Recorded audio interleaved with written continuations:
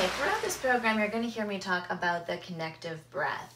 And this is an exercise that we're going to do whether you're trying to conceive, pregnant, or if you are in post. So I'm going to explain it for you. I want you to find something pretty stable and supportive to sit on. You don't want to feel like it's rocking at all, okay? And what you want to do is sort of pull the flesh away from your bum so that you can feel your actual sit bones right down on that bench and rooted into the bench. You want to feel like the triangle between your sits bones and your perineum, so that connective tissue around your vagina, that fleshy part is really just like stuck onto that bench, okay? So I want you to walk your feet out in front of you and keep your knees slightly wider than hip distance, because as your belly grows, you're going to really want to accommodate for that space. You're going to put one hand up on your ribs and one hand on your lower belly so that you're going to be able to feel these movements. And what I want you to do when you're breathing in, you want to feel the inflation through your core and your pelvic floor, okay? So you're going to inhale and breathe into your hands. So everything opens up, so your ribs and belly are going to expand. As you get bigger, it's obviously going to feel a little bit more difficult to get that breath in, but that is what we're aiming for. So,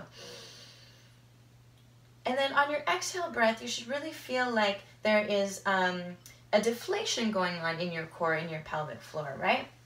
So you want to exhale with both your ribs and your belly. So when you inhale, you feel the inflation.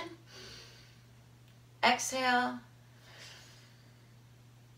So what I want you to do, on the inhalation, we're just going to let everything go, because many times what creates the problems within our pelvic floor is that it can be too tight. And we're always pulling and working at it and doing Kegels like we're taught in the past how to do them, which isn't necessarily correct. What we want to do is let go, so it's working on that release of the pelvic floor, which is going to make it easier for delivery, and then just a light tightening, so about a 30% of a tightening when you deflate again. So as you inflate, you're going to feel everything let go on the pelvic floor, and as you deflate, just tighten about 30%. So we're not going that much of a tighten, and you want to make sure this is coming from both where you feel your vagina and your anus, right? It's not just a tightening or real tightening through your vagina. It comes from both spots, right? The entire pelvic floor, it's muscles that basically run from the front to the back that basically are like a basket underneath all of your organs that are sitting there, right? So you want to make sure that you're able to contract all of that just slightly, not too hard, because we don't want it to get too tight. We just want it tight enough to be strong enough to support us, and then we want to release. Okay, so inhale, we're going to open up, and as we exhale, a 30% tightening. Inhale, release. Exhale, tighten.